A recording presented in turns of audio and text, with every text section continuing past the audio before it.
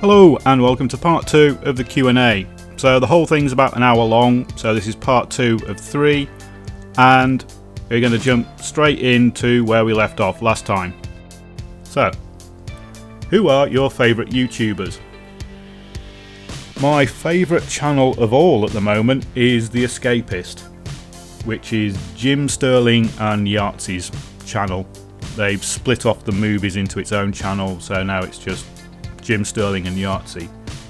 So Jim Sterling does the Jimquisition, which, although it's got humour in it and is pretty sarcastic and sharp, is a very good opinion programme.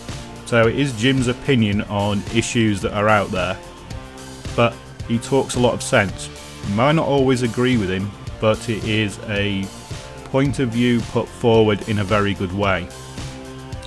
Yahtzee is very similar on reviews, so he's quite sarcastic and he's also very sharp, but his reviews are to the point. He will crucify a game that lots of other people are liking because it's got very obvious flaws, and he will point out the flaws and pick at them in a humorous way, and his animations are very good as well. So I really like The Escapist. I really like Cynical Brit, or should I say I used to really like the Cynical Brit. So that's John Bain, better known as Total Biscuit, and I used to love his news programme. The Content Patch, I think it became, but he stopped doing it. Well, he's not stopped doing it as much as he says there's no gaming news, which is bullshit. So yeah, the Content Patch was a really good news programme. It covered the major stories, and again, it was fact with an opinion piece in there, kind of like a newspaper editorial, but I valued his opinion because I thought it was his opinion. You know, he wasn't reading things online and just spouting it back. He had an opinion on it, but that stopped. He has started the mailbox again, but the mailbox I don't like so much because people ask dumb questions. Not saying people ask dumb questions in the Q&A, well, some of you did. You know, do I like pie? Yeah. But that series for me is hit and miss because it does rely on user questions and people putting forward sensible points of view. So he's not just attacking the person that's asking the question, he's answering the question. And it's one of the things with watching videos is, yes, there is personality involved, but the main thing for a news program or an information program is trust. Do you trust the guy that's doing the video or the girl that's doing the video? You know, do you think their point of views are valid and their own? And a prime example of this, and even though I really like Dodger, Polaris News. Now, the Polaris News show and a lot of news show on YouTube are aimed at 12-year-olds. They've got bright colourful graphics, they've got funny little backgrounds, and they've got a bubbly girly presenter going, "Hi, look at the news, isn't it shiny, isn't it wonderful? We're going to cut it down so it's only 30 seconds long per thing so your little brains can cope with it, and we're going to treat you like this is a children's programme," because that's the market they're going for. There are very few news programmes out there, on YouTube at least. So in the real world, if you wanted to know what the news is, I myself would go to the BBC website, and I know that the BBC are a respected organisation with a load of journalists, a load of editors. They go out, they find the news, and they report it in a pretty fair-minded way. What I wouldn't do is go to Fox News.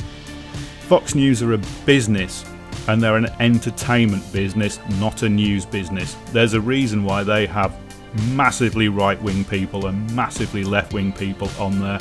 That's to stir up controversy. They're not actually interested in telling you the news, they're interested in getting viewer figures for their advertising. And it's the same with a lot of YouTube gaming news channels. They're not news programs, they're entertainment programs.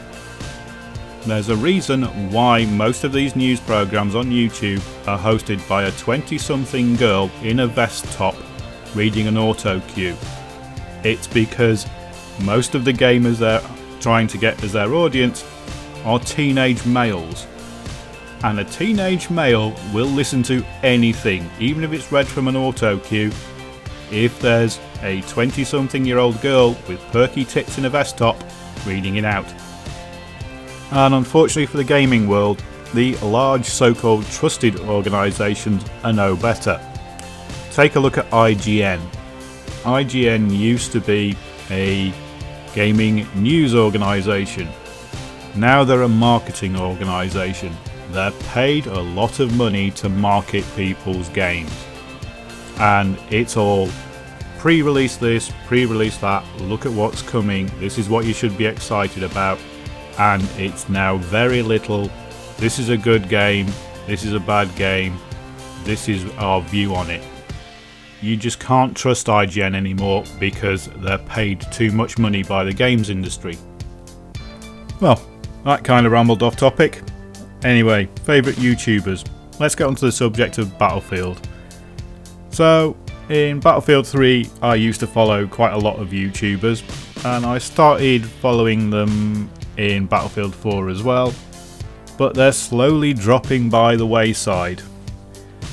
And it's all down to getting bored, to be honest.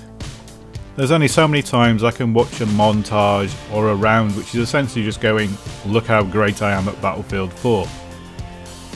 It doesn't tell you anything. So currently I think my favourite YouTuber for Battlefield is Jack Frags, just because he combines informative videos with entertaining videos, and he also does kind of off-subject videos but all kind of related, and he's entertaining. Some of his humour is a bit young for me, but most of it I get. I used to watch a lot of Rival X Factor. He's now just X Factor, isn't he? Because he's not in Rival anymore. But his videos have become less informative and more entertaining.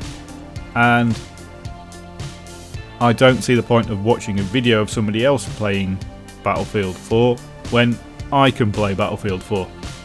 I do enjoy Squad Up, which is X Factor, Level Cap, Matimio, Jack Frags, and the Desert Fox. I think is their usual fifth now that Battlefield 4 has squads of 5. And that's entertaining, not so much for the gameplay, although the gameplay is usually pretty good, but it's their interaction as a group. So that is a purely entertainment video, but it's not Battlefield 4 entertainment solely. It's kind of a merge of personality, conversation and Battlefield, and I quite enjoy that. My enjoyment of a lot of Battlefield 4 channels kind of died off when we discovered that a lot of them were paid to do videos when Battlefield 4 came out.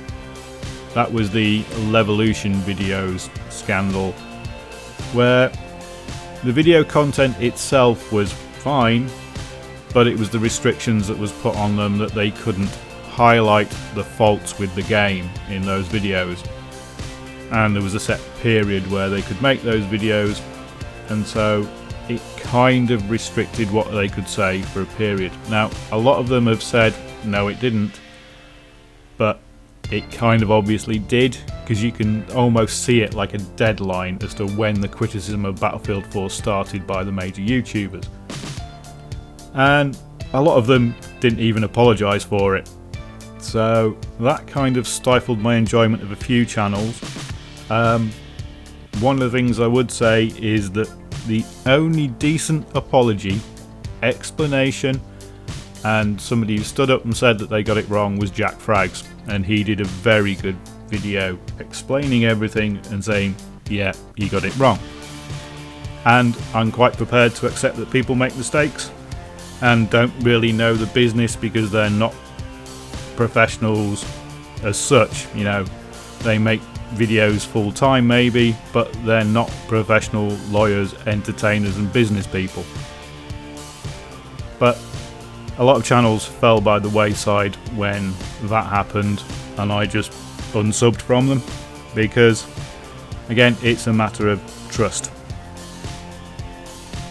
So for Battlefield videos, it either wants to be entertaining, something like Big Mooney's weird Battlefield clips which are put together well with a bit of voiceover and acting and stuff like that in them. They're very funny. Or it's got to be informative at the same time. So Jack Fragg's videos on Easter eggs, and he's doing a series on guns, and he's done quite a few on bugs. Those are all great. The look at me, I went 54 and 3 in this round, aren't I great? Or the montages that come out once a week to go, look how great I am at Battlefield 4, don't interest me anymore. They're interesting at the start of the life of a game because you get to see a lot of action, but once you've played the game yourself a lot, they just seem to lose interest, and that's why I've only ever done one montage. Actually no, I've done two, because I did the Jet Challenge UCAV Unlock 1, didn't I, as well, for the 1,000 subs. So yes, I've done two montages, and don't do much gameplay on my channel. I guess it might be interesting to see how bad I am at this game, but is it interesting to see how bad I am at this game over and over and over again? Probably not. So I want to keep it informative with the occasional bits of gameplay and commentary and that kind of stuff, because otherwise, from my experience, it just gets boring.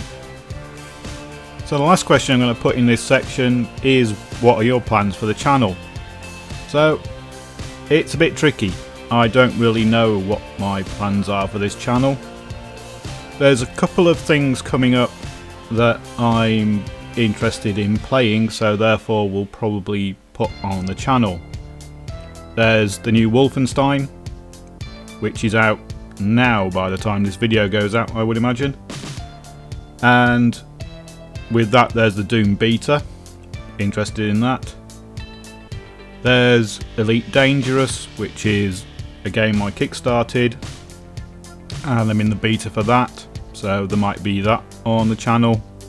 That's kind of a space trading sim kind of thing. It's very good, or the original was very good, and this new multiplayer version is being made by the people that made the original. We've just had the announcement that Unreal is coming back, so there's that to look forward to as well, and that's going to be a long development cycle. Further down the line, of course, we've got a new Battlefront game coming, which will be Star Wars Battlefront, and we've got a new Battlefield coming, and I think the new Battlefield is going to come sooner rather than later because of the issues with Battlefield 4. I think we can expect a new Battlefield relatively quickly. Now, EA are making announcements at E3, which is the trade show, and that's going to be happening in about 3 weeks' time. So we should know in a few weeks what EA's plans are for Battlefront and maybe Battlefield. There's an interesting shooter coming up called Enemy Front, and I haven't heard much about this, but when I read an article on it, it sounded really good.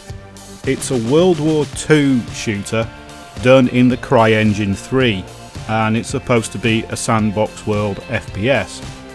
So that sounded kind of interesting, and I might well have a look at that when it comes out, but I have no idea as of yet when it is going to come out. In a similar vein, there's Mad Max, which is a setting that should be really good for a game.